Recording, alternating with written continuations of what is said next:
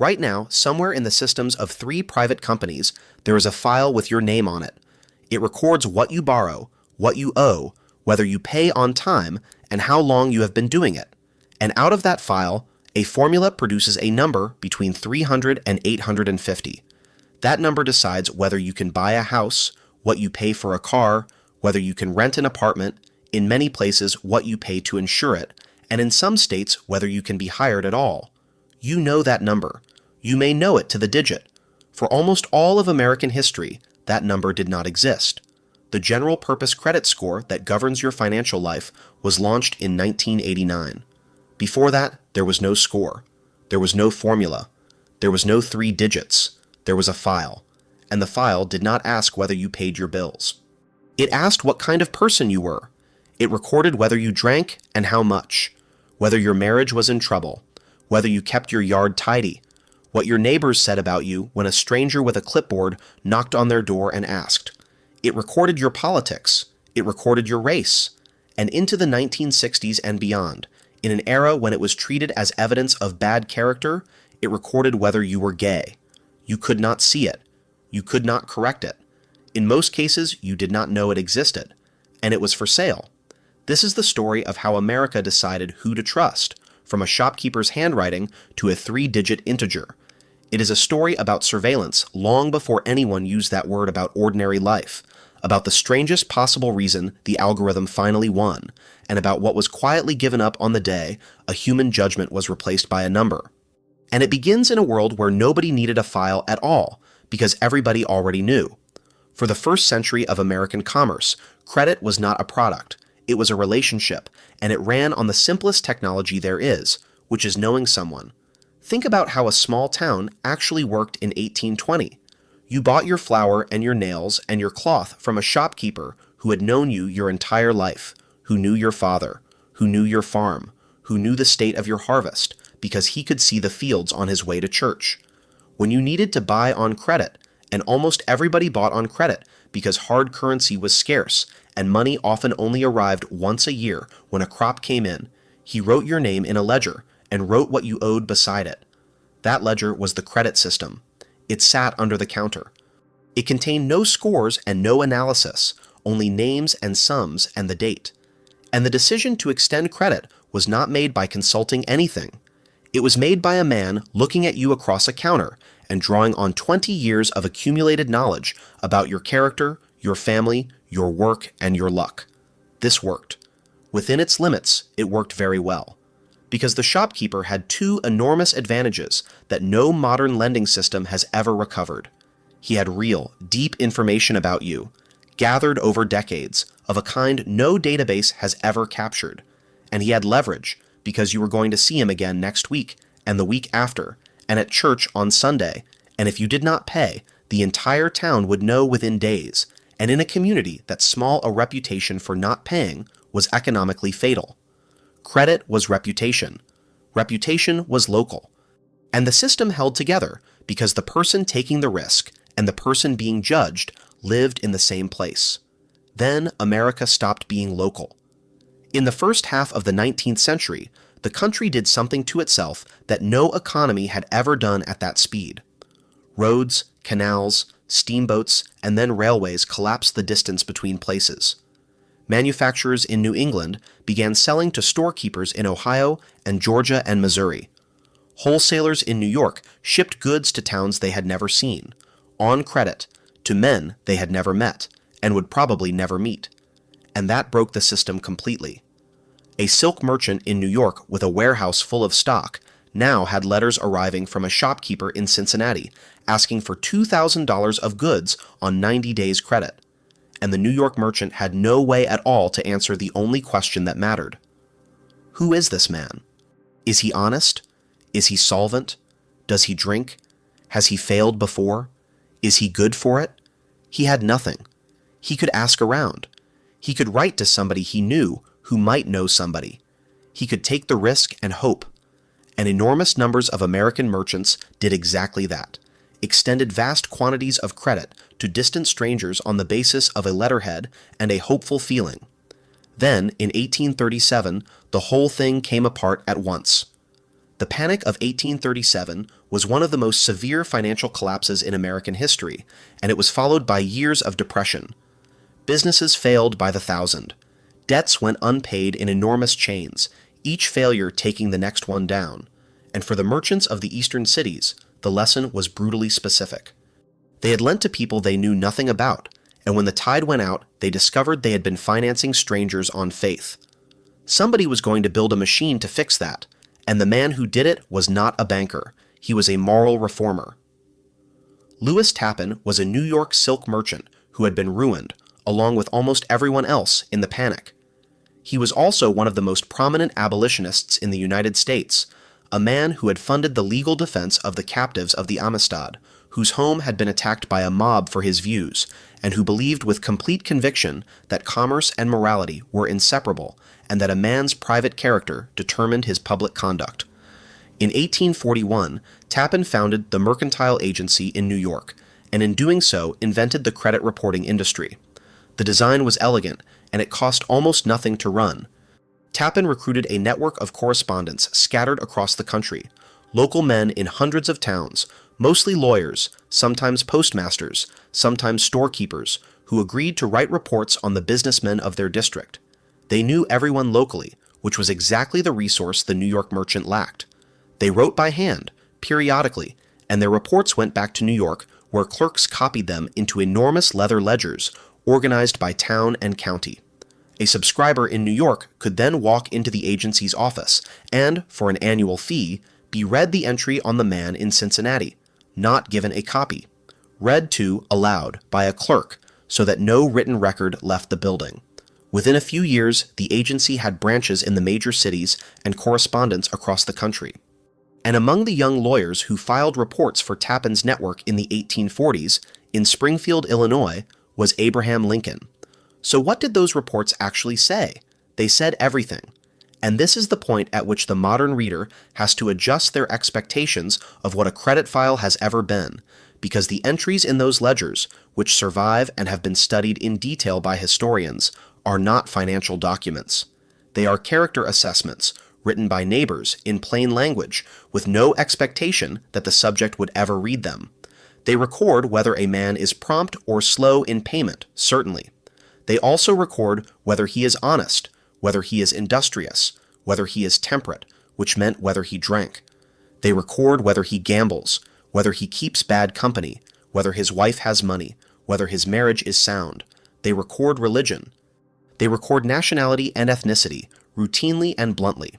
They record whether a man is thought to be sharp, which in the vocabulary of the time was frequently an accusation rather than a compliment. And in the ledgers of Jewish merchants in particular, historians have documented a steady stream of anti-Semitic language embedded directly in the credit record, alongside racist notation about black business owners and dismissive characterization of the Irish and other immigrant groups. None of that was an accident or an abuse of the system. That was the system.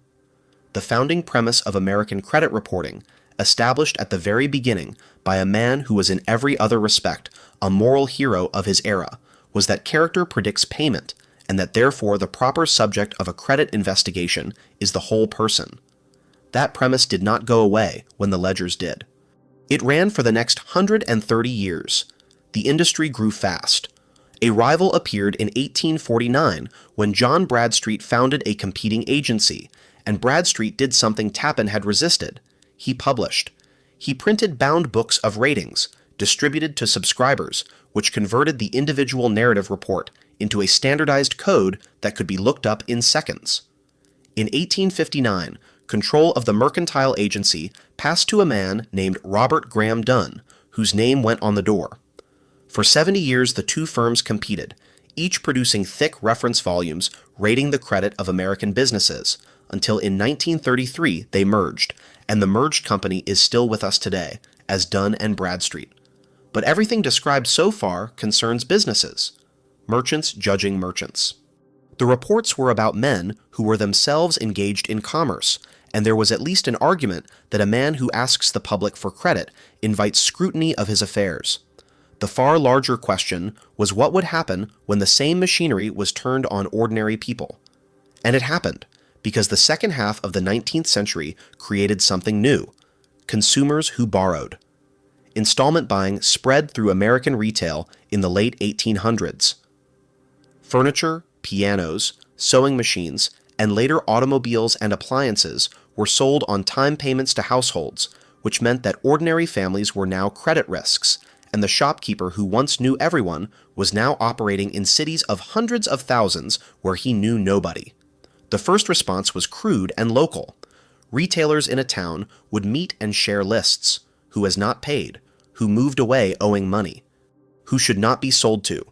These were blacklists in the most literal sense, circulated among merchants, and a name on one could close every credit account in a city with no notice and no appeal.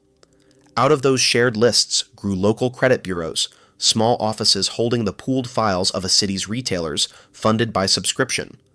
By the early 20th century, there were hundreds of them across the country, and a trade association had formed to connect them so that a file could follow a person from one city to another.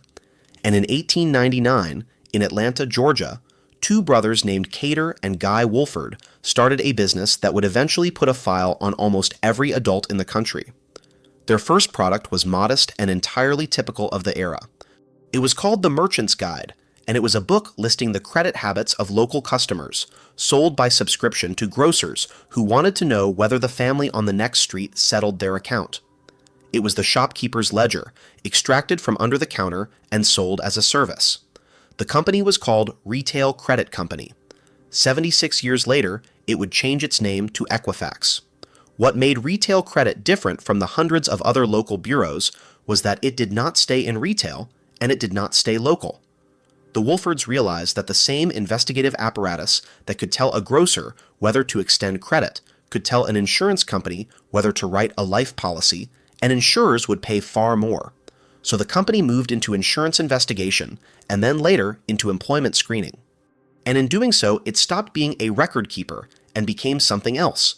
It became an intelligence service, because insurance underwriting in the mid-20th century did not want to know whether you paid your grocery bill.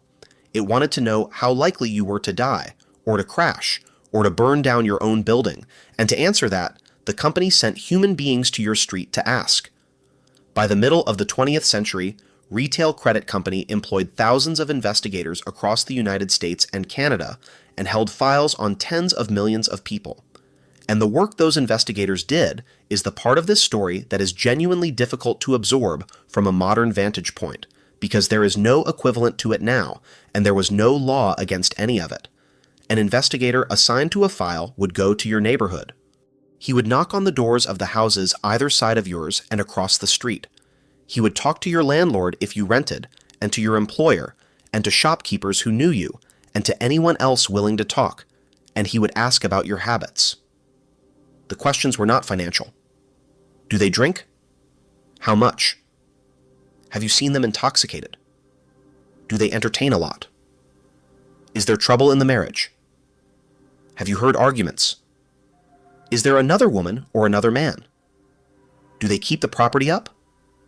Is the yard neglected? Are the children unruly? What is the general reputation of these people in the neighborhood? Is there anything unusual about them? Everything obtained was written up and filed, and the file was sold. So the record on an ordinary American in 1965 might contain the observation that he was seen drunk at a party, reported by a neighbor who disliked him, that his wife had been heard shouting, that the couple was believed to be having marital difficulties, that he had attended a political meeting, that he was thought to be living with someone he was not married to, that his housekeeping was poor, that he was, in the language the files actually used in that era, suspected of sexual deviance, which is what the record said about a person who was gay, at a time when that notation could cost a man his job, his insurance, and his standing. Race and ethnicity were recorded as a matter of routine, and here is the structural fact that made all of it possible and all of it unaccountable. You were not the customer. You had no relationship with the company at all. You had never signed anything with them, never agreed to anything, and in most cases had no idea the file existed. There was no legal right to see it. There was no legal right to know it had been compiled. There was no process to dispute an entry because there was no mechanism through which you could ever learn what the entry said. If you were turned down for insurance or a mortgage or a job, you were simply turned down, and the reason sat in a filing cabinet in another state, in the handwriting of a man who had spent 40 minutes on your street on a Tuesday, and that man had incentives. Investigators were paid by volume, and they had quotas. A report took time. Interviews took time. And the client, the insurance company, or the employer paying for the file was not paying to be told that everything was fine. Adverse information is what has value. A file that says this person is unremarkable, justifies nothing, and prevents nothing. A file that says this person drinks heavily justifies a declined policy, a higher premium, a withdrawn job offer. Put those two pressures together, volume quotas and a market that rewards adverse findings, and you get exactly what you would expect. Investigators under time pressure filled in gaps. Hearsay from a single hostile neighbor became a finding. Some reports, as later congressional testimony established, were simply invented at the desk without anyone leaving the office at all, because the quota had to be met and nobody was ever going to check, because the only person with a motive to check was the one person legally barred from seeing it. This was the system that decided who could borrow, who could insure, and who could work in the largest economy on Earth for the better part of a century. And for one group of Americans, it barely mattered what the file said, because the answer had already been decided. If you are getting something out of this, take a second to subscribe. This channel takes apart the systems, the records, and the quiet machinery that shape the life you actually live, and there is a new one every week. Because for a married woman in the United States before the mid-1970s, credit in her own name was, in practical terms, unavailable. This was not primarily a matter of files or investigations. It was policy, applied openly, and it was almost universal. A married woman applying for a credit card, a loan, or a mortgage would routinely be required to have her husband sign, regardless of her own income or employment. Accounts used by the household were typically reported in the husband's name alone, which meant that a woman could pay every bill in a household punctually for 20 years and generate no credit record whatsoever because the record belonged to him. The consequences of that surfaced at the worst possible moment. A woman who was widowed or divorced did not merely lose a spouse. She discovered that she had no financial existence. 2 decades of impeccable payment history simply did not attach to her, and she would present herself to a lender as a person with no record at all, at the exact moment she needed credit most. Working women fared little better. It was standard practice for lenders assessing a married couple's mortgage application to discount a wife's income, counting only half of it, or a quarter of it, or none at all, on the reasoning that she would leave work to have children. And to establish how likely that was, some lenders asked, there are documented cases of couples being questioned about their use of contraception, and of women being asked to produce a letter from a doctor regarding their reproductive plans, in order to have their salary counted toward a mortgage. There was no law against any of this, because a lender's judgment about who was a good risk was understood to be exactly that, a judgment, and judgment was the whole basis of the system. And that same logic, applied to geography rather than to individuals, produced the other great exclusion of the era. In the 1930s, in the course of a federal effort to stabilize the collapsing housing market, American cities were surveyed and mapped, with neighborhoods graded by their supposed investment quality. The best grade went to new, affluent, homogeneous suburbs.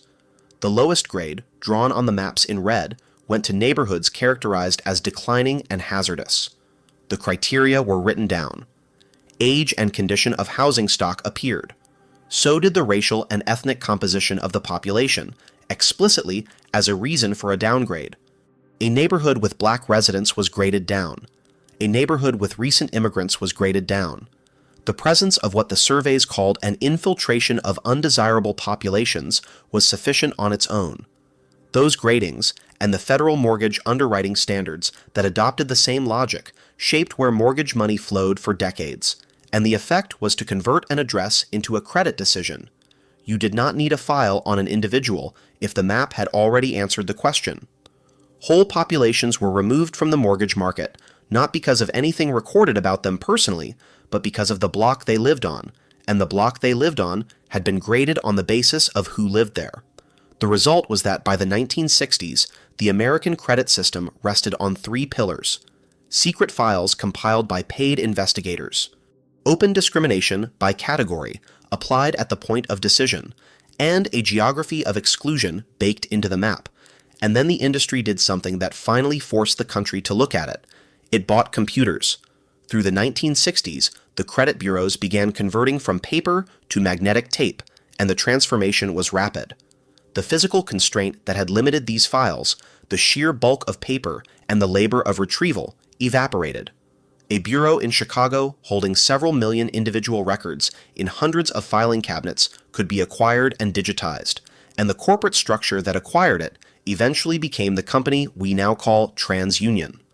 A large American technology and defense contractor purchased a credit data business in the same period and expanded it, and that operation, decades later, was sold and renamed and became Experian. Retail Credit Company in Atlanta, already the largest of them all, announced its own plan to computerize. Suddenly it was possible to imagine every file on every American, instantly retrievable, permanently retained and linked. And at the same moment, there was a live proposal in Washington to build a national data center that would consolidate federal records into a single system. It was pitched as an efficiency measure for statisticians. It landed in Congress as something else entirely, and it triggered the first serious American political debate about databases and privacy. In 1967, the legal scholar Alan Weston published Privacy and Freedom, which gave the emerging anxiety a vocabulary and an argument. And in 1968, congressional hearings on the credit bureaus put the industry's practices on the public record for the first time. What came out was ugly, and it was ugly in a way the industry had not anticipated, because the executives testifying genuinely did not think they were doing anything wrong. They had been doing it for 60 years. They explained the investigator system. They explained the neighborhood interviews. They explained that adverse information was retained indefinitely, that consumers had no access, and that errors, when they occurred, were the consumer's problem to somehow discover and somehow raise, without ever being permitted to see the document. Members of Congress heard evidence of files containing rumor, of people denied insurance and employment on the basis of things they could not see and had never been told, and of investigators fabricating reports to hit quotas. And the response was the first American law to regulate the industry, and it arrived in 1970.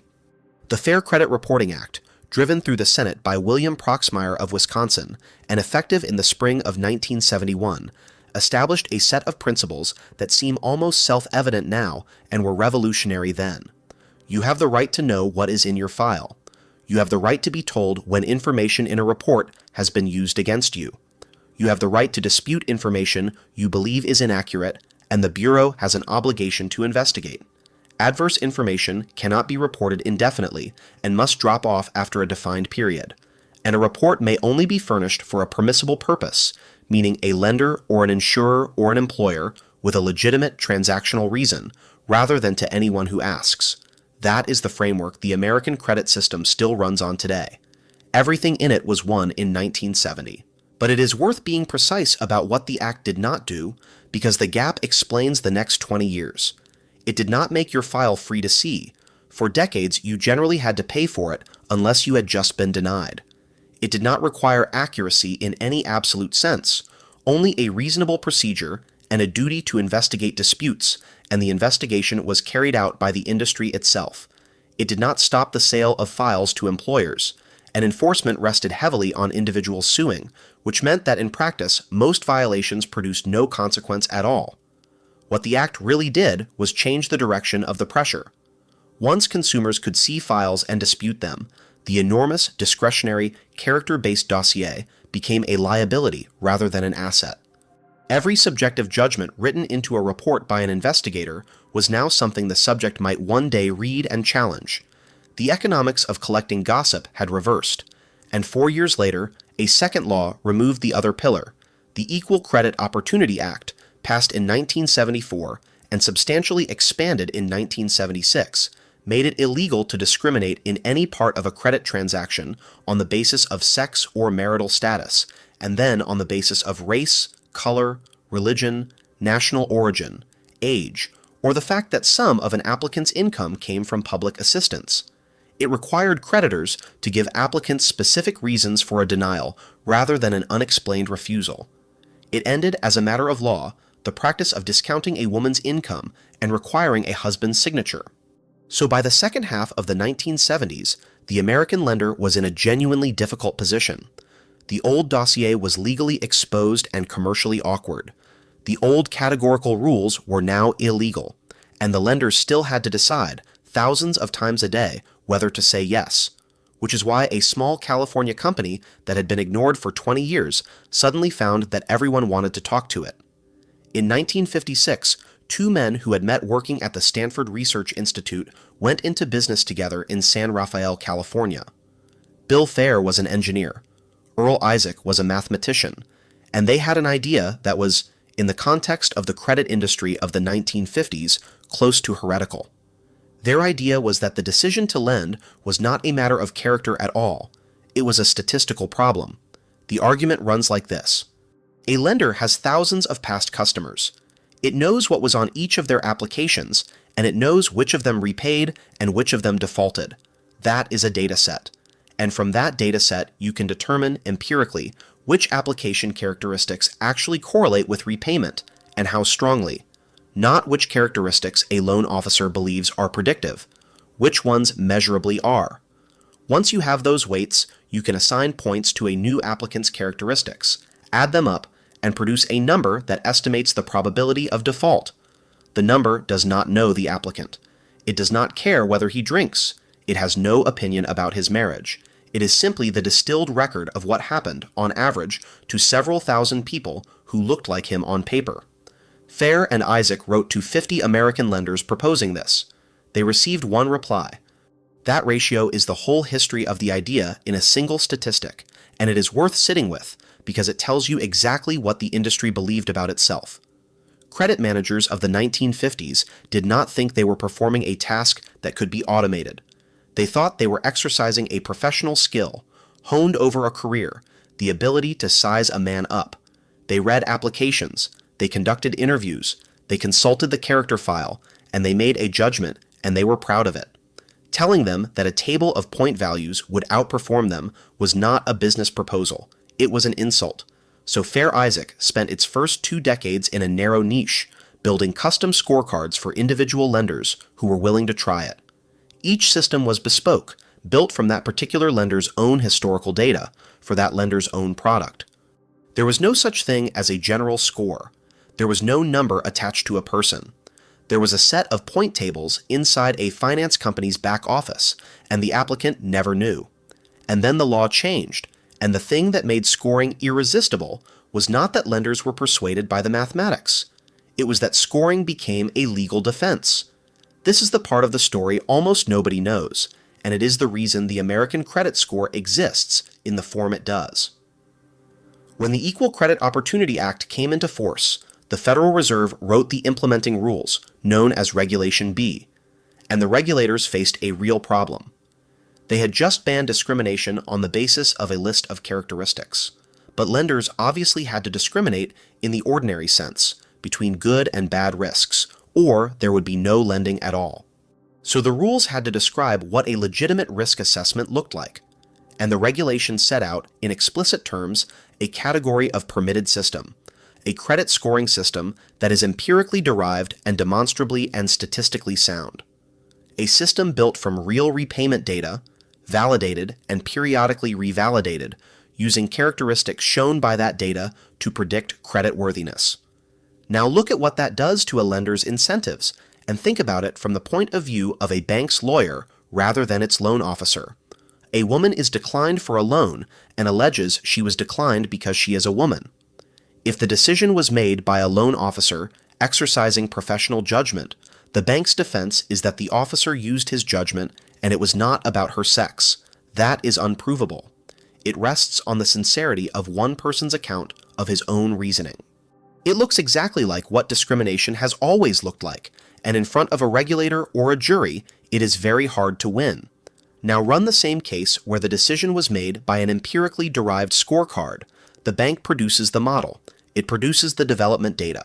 It shows that the characteristics used are statistically predictive of default, that they were selected by regression rather than opinion, that the prohibited characteristics are not in the model at all, and that the same point values were applied to every applicant in the country that day, including the ones who were approved. The defense is no longer a story about somebody's state of mind. It is a document. That is the mechanism. That is the reason the algorithm won. The lender's exposure to a discrimination claim was enormous and rising, and the single most effective way to reduce it was to remove human discretion from the decision entirely and replace it with a validated statistical model. Regulation B did not merely permit scoring. By making judgment legally hazardous and scoring legally defensible, it made scoring the rational choice for any institution with a compliance department. The law written to end prejudice in American lending is precisely what destroyed the human judgment that had carried the prejudice, and it did so not by persuading anyone that the mathematics was better, but by making the alternative too dangerous to keep using. Everything after that is adoption. Through the late 1970s and the 1980s, scoring spread through credit cards, through installment lending, through anywhere a lender processed high volumes of similar applications, but it was still fragmented. Every lender had its own scorecard, built on its own customers, producing a number meaningful only inside that institution. There was still no such thing as your credit score because there was no single score to have. And then, in 1989, Fair Isaac and Equifax launched a general-purpose consumer credit score, built not from any one lender's data, but from the credit bureau file itself. Within about 2 years, all 3 national bureaus were producing versions of it. That is the moment this video is named after.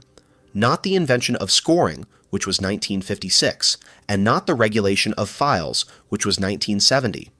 1989 is the year a single number became attached to a person rather than to a transaction, and could be looked up by anyone with permission, at any lender for any purpose. The score ran from 300 to 850, and its composition, which Fair Isaac would eventually publish in general terms, was this. Roughly 35% of it was payment history, whether you paid on time. Roughly 30% was amounts owed, and in particular, how much of your available credit you were using. Roughly 15% was the length of your credit history. Roughly 10% was new credit and recent applications, and roughly 10% was the mix of types of credit you held. Look carefully at what is in that list, because what is absent is more revealing than what is present. Your income is not in it. Your savings are not in it. Your job, your education, your assets, your net worth, none of it is in the score. The number that governs access to housing and credit in the United States does not know how much money you have. It knows only how you have historically handled borrowed money and how much borrowing capacity you currently have available, which means it is not a measure of whether you can afford to repay. It is a measure of your observed behavior inside the credit system, and if you have never been inside the credit system, it has nothing to say about you at all. Hold that thought, because it becomes the central problem. For the first few years, the general score was one tool among several. What made it compulsory was a decision taken in 1995 by 2 institutions that most Americans have never dealt with directly, and that nonetheless control the American mortgage market. Fannie Mae and Freddie Mac do not lend to homebuyers.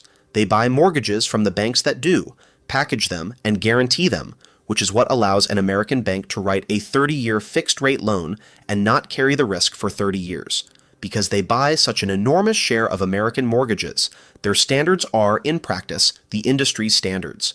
A loan that Fannie or Freddie will not buy is a loan most lenders will not write. In 1995, both of them advised lenders to use credit scores in mortgage underwriting. That was not a law, it was guidance. And it was decisive because it converted the score from a thing a lender might use into a thing a lender had to use in order to sell the loan on. Within a few years, the 3-digit number governed access to housing finance across the United States, which is to say, it governed access to the primary mechanism by which American families accumulate wealth. And here is the detail that is almost hard to believe now. For roughly the first decade of its existence, you could not see it. The score was treated as proprietary. The industry's position was that the models were trade secrets, that revealing scores would allow people to game them, and that consumers would not understand the number and would be confused or upset by it. So the position was that a number existed, that it determined whether you could buy a house, that lenders could see it, that you were not entitled to know it, and that you were not entitled to know how it was calculated. That held until around the turn of the century, when the state of California passed a law requiring that mortgage applicants be shown their scores, and the pressure from that, along with mounting political attention, broke the dam. Fair Isaac began selling consumers access to their own scores in 2001. The federal amendments of 2003 added the right to a free credit report from each bureau annually, which is where the familiar annual credit report system comes from. So the timeline of the modern American credit score is compressed into a single lifetime. The general score arrives in 1989. It becomes effectively mandatory in the mortgage market in 1995. And ordinary consumers gain routine access to their own number in the early 2000s. The system that feels permanent and natural, the number people now check on their phones and discuss and optimize, is younger than a great many of the people checking it. So the obvious question, was the trade a good one? Start with the honest answer, which is that in the most important respects it was, and anyone telling you otherwise is not being straight about what came before. The old system was arbitrary. It was invasive on a scale that has no modern equivalent. It rewarded conformity and punished eccentricity, and it did so through a machinery of informants that produced findings no one could see or challenge. It embedded the personal prejudices of thousands of individual investigators and loan officers directly into life-altering decisions. It excluded entire categories of people by rule. And it was invisible, which meant it was unaccountable. The score is consistent. The same inputs produce the same output for every applicant. It cannot smell alcohol on your breath, disapprove of your partner, or take against you because of how you spoke to it. It does not know your race, your sex, your religion, or your address. It processes applications in seconds, which massively expanded the availability of credit to ordinary people. And it is auditable, which is precisely why it exists. That is real. That is not a small gain. Millions of people obtained credit under the new system who would have been shown the door under the old one. Now, the other side of the ledger. The first thing traded away was visibility of a specific kind. The old system was invisible in its content, but entirely visible in its structure. Somebody decided, and that somebody was a person who could be argued with, appealed to, or held responsible. A loan officer could listen to your explanation of why you missed 3 payments during the year your father died. He could be persuaded. He could exercise discretion, and discretion cuts both ways, but it exists. The score cannot be persuaded.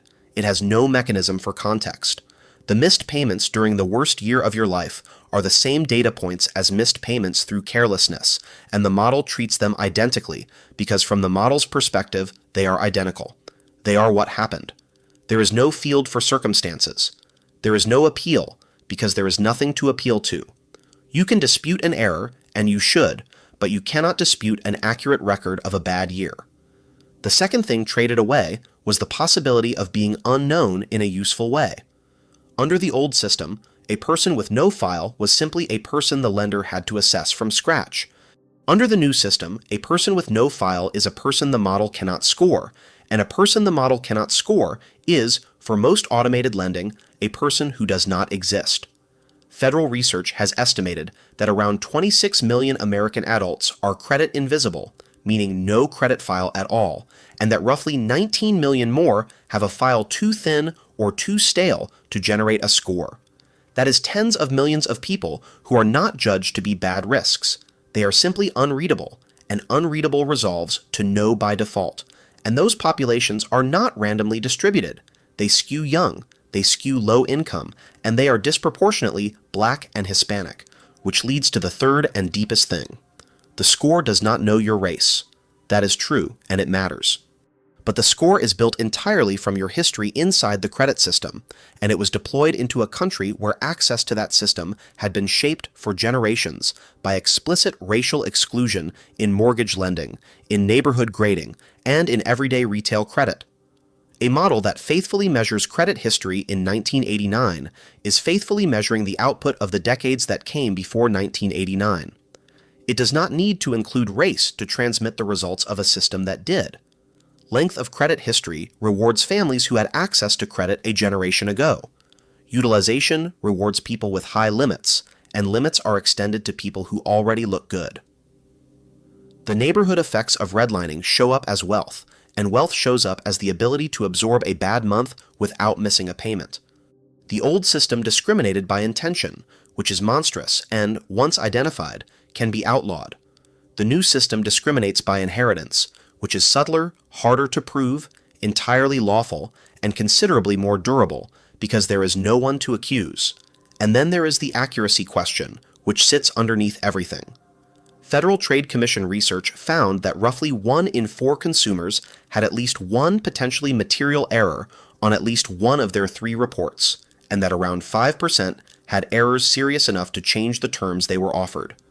5% of American adults is millions of people paying more for credit or being denied it on the basis of a mistake in a file they have to know to check, using a dispute process run by the industry that made the mistake, and the reports did not stay in lending.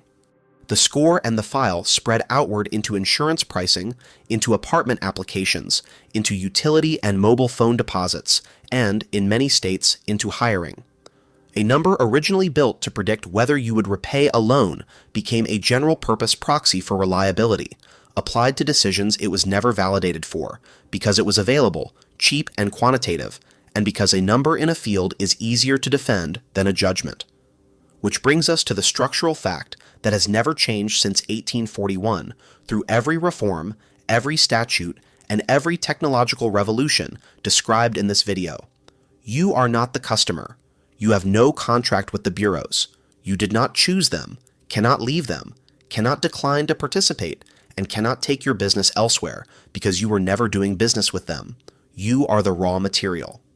The customers are the lenders, the insurers, the landlords, and the employers who buy access. In 2017, that arrangement produced its purest demonstration. Equifax, the direct corporate descendant of the Atlanta company that started with a book of grocery customers in 1899, suffered a breach exposing the personal data of roughly 147 million people. Names, dates of birth, addresses, and the social security numbers that function as the master key to American financial identity. Almost none of those people had ever chosen to give Equifax anything. They had no relationship with the company to sever, no account to close, no service to cancel. Their data had been collected about them from third parties without their participation and sold for a century, and when it escaped, there was nothing to withdraw from and nowhere to go, because the entire premise of the industry, since Lewis Tappan first paid a lawyer in Springfield to write down what he had heard, is that the subject of the file is not a party to it. So, where does that leave the question this whole thing started with? How did banks decide to trust you?